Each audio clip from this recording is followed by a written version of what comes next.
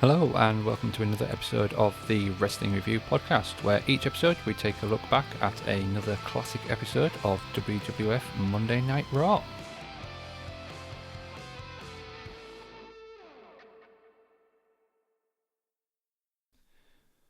Okay, and here we are with episode 16 of Monday Night Raw, which aired live this week on May the 10th, 1993, from yet again the Manhattan Center in New York.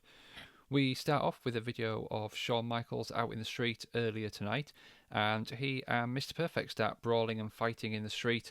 They fight onto a car which seems to break the windscreen. Security come out and break them up. We hear sirens as like police sirens, and fans are all over Mr. Perfect. We get the opening video package and go inside the arena as Vince welcomes us live to the Manhattan Center. Bobby tells us that what happened earlier was perfect.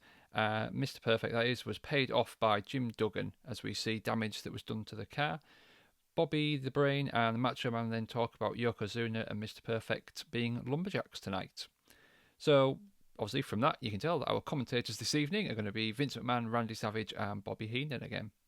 First match of the evening, we've got Bam Bam Bigelow up against Typhoon. So Bam Bam comes out first, and Fink tells us that this, in fact, is a qualifying match for the King of the Ring. So out next is Typhoon, and they start out running into each other, but neither man goes down. We get a few kicks from Bam Bam, and then they do the same spot again, and a third time. Typhoon then gets a big power slam on Bam Bam. Typhoon starts working on the arm, and with a wrist lock and a slam from Bam Bam, though, comes back with an elbow drop, misses a falling headbutt. Typhoon goes back to working on the arm. We get a big back suplex from Bam Bam. Looked like it really took some strength there to get Typhoon up. That was, pretty impressive. Bam Bam then gets kicked to the outside, but as Typhoon goes out after him, Bam Bam gets back in the ring and takes Typhoon into the ring post. After a few shots, Typhoon gets taken to the ring post again. Rather than counting, the referee gets in Bam Bam's face. Bam Bam then has a cut on the top of his head, which we seem to have a Bam Bam chant starting. Okay, interesting. Bobby says that Typhoon can be slowed down with Twinkies or cupcakes. It's quite a funny line there.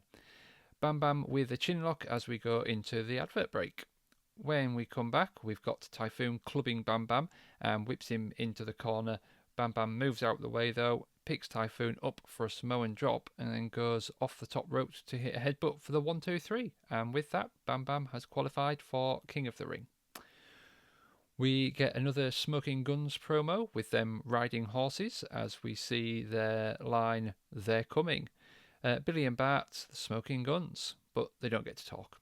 Vince tells us that they will be making their debut on Saturday morning, on Saturday Mania, and Bobby and Randy get very taken with the Ring Girl as Yokozuna's music hits. Yoko's coming out for his match against PJ Walker. Vince tells us that Yoko will be hoping to defeat Hulk Hogan for the WWF Championship at King of the Ring. Bobby says it was a cheap shot at Mania, that's why Hulk won, and Yoko this time will be fresh for his match. Vince points out that it will be Hulk's first title defense since he won it. Vince also tells us that Yoko will be here next week taking on Kamala. Oh, poor PJ Walker. He really doesn't look too happy about his assignment this night. Yoko takes his sumo stance, and we get a lock-up to start with PJ getting tossed across the ring, and Yoko takes over with clubs and chops before hitting a big belly-to-belly and a leg drop. We get a chop in the corner and a whip to the far side as Yoko then squashes PJ, hits another chop. Yoko goes up for the bonsai and gets the easy win. It's still a move that I think looks horrible when he does it to the jobbers, especially that bonsai drop. I mean, he's obviously, I guess he's doing it safe, but wow, that looks nasty as he looks like he crashes full force of his weight down. We then go to the King of the Ring report with Mean Gene, who's wearing glasses this week. We get a Lex Luger Ico Pro advert, and Gene tells us that all the fans are looking forward to King of the Ring. He hypes the Hulk Hogan versus Yokozuna match and shows us how the qualifying's going. He mentions that Bret Hart, Lex Luger, Razor Ramon, of Jim Duggan and Bam Bam have all qualified, with there are 3 places left. We're going to have a Doink a Doink versus a Mr. Perfect match and a Tatanka versus Giant Gonzalez match this weekend. Our third match of the evening is Mr. Perfect versus Iron Mike Sharpe.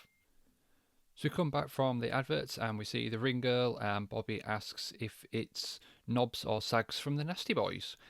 Mr. Perfect's music hits and out he comes to face Iron Mike.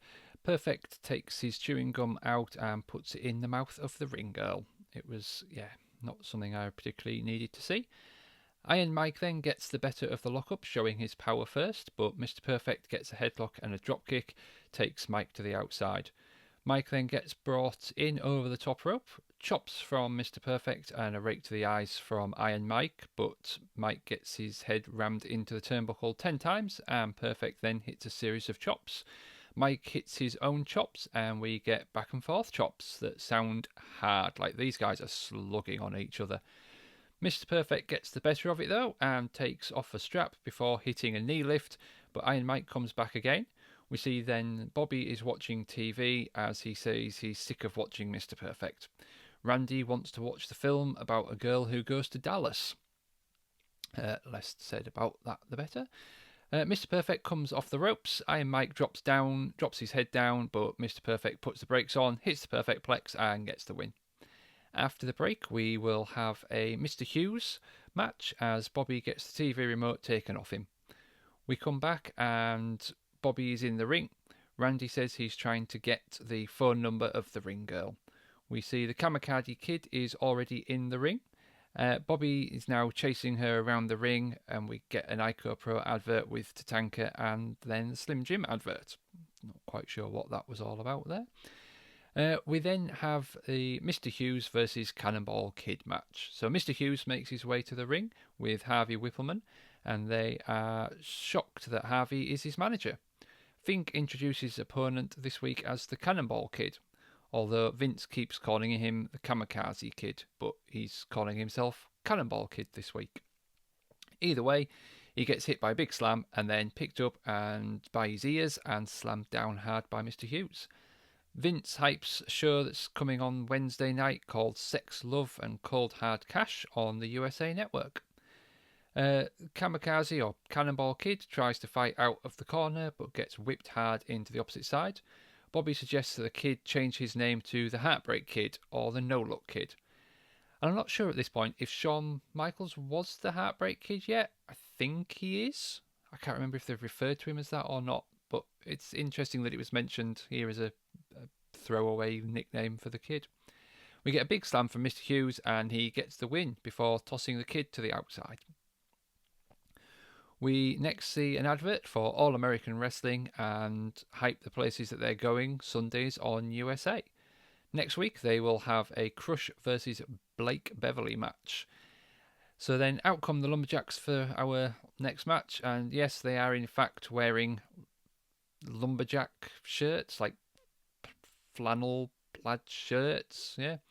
I see Typhoon coming out, followed by who I think is Terry Taylor. Yoko comes out just in his normal gear. Mr. Hughes comes back out wearing a shirt only minutes after being in the ring.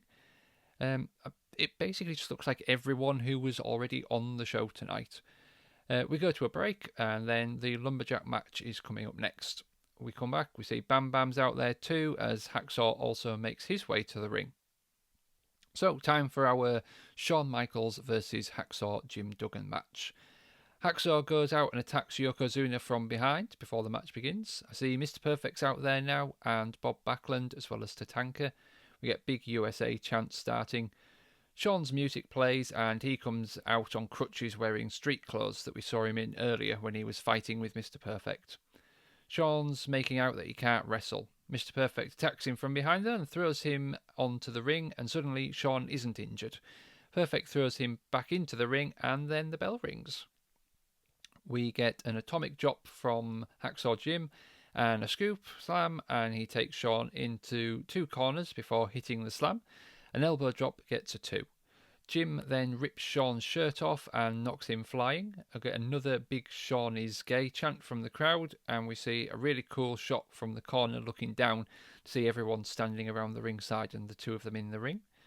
Shawn gets whipped into the corner, goes upside down. Shawn is just now in his jeans and cowboy boots. We get a big clothesline from Hacksaw and down goes Shawn. You get some shoulders in the corner and Jim is off to a great start in this match. It's a really fast-paced offense from Hacksaw here. Shawn tries to leave, but Typhoon pushes him back in, and Jim is in total control. Vince encourages Hacksaw to go for the pin. Shawn comes off the ropes and gets caught in a bear hug from Jim and into another slam. We get a cover from Jim, it gets a 2, but Vince thinks it was a 3. Shawn, with some right hands, gets a bit of offense in, but Hacksaw quickly takes back over and gets a headlock. A couple of fans in the background really trying to get a whole Shawn is gay chant going again. Just the chant gets going and going. It's really quite loud tonight.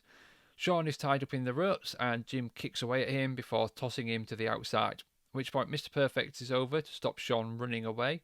Mr. Perfect and Bob carry him back down to the ring as he tries to run away up the aisle. And then we go to a break. We're back from the break and Hacksaw hits another slam and misses a knee drop. Might be the break that Shawn needed. Shawn takes off one of his boots and nails Jim, who also takes down the ref. And Hacksaw goes to the outside but gets rolled back in before he's rolled straight back out. Shawn goes over now, but a USA chant helps Jim do his sort of hulking up, and Shawn gets taken down again, but Jim has a bad leg. Shawn is whipped into the corner, but gets the boot up as Hacksaw charges in. Shawn gets the cover in the 2 count. Shawn then locks in a side headlock, and another USA chant starts as Hacksaw gets up, elbows to break the hold, and Jim hits a big clothesline and a big back body drop. Jim then with some forearms to Shawn in the corner, and Shawn gets whipped across, but Shawn moves before jumping into the arms of Jim, who hits a slam and gets a 2 count.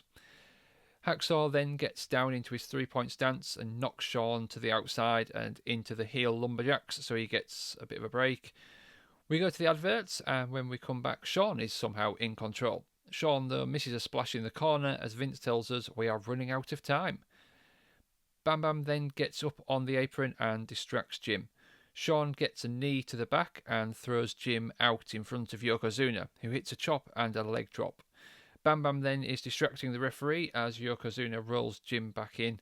Shawn puts the boot onto Hacksaw and gets the pin, but Mr. Perfect attacks Shawn from behind. Shawn bails from the ring and Vince says there's going to be trouble here, but instead we cut away to a new WWF Figures advert. We come back and Fink announces that Shawn won via a DQ, as everyone gets into the ring and we have a big fight. All the Lumberjacks. Shawn and Mr. Perfect and Jim get back in and he gets his 2x4 and scares everyone away. And that's it. That's the end of the show. Pretty decent episode there. The Bam Bam Typhoon match was alright. Yokozuna was just a big squash. Perfect was, it was an alright match.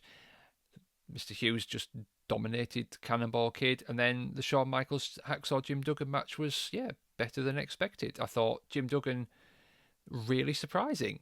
The Hacksaw Jim Duggan really surprised me. Again, he's one of those that I'm aware of. I've never really seen many Hacksaw Jim Duggan matches. It's just one of those I assume from like the time period that he was from that it would be, I don't know, a bit slower, a bit, more powerful, sort of slow style match. But actually, in this match against Shawn, Jim was going. Like, he was looking good in there. That was impressive. And that brings us to the end of this episode of Monday Night Raw. Thank you for listening to this episode of the Wrestling Review podcast. Be sure to come back next time as we listen to another episode of Monday Night Raw. Please rate, review, follow the podcast, and don't forget to follow me on Instagram at TWRPod20.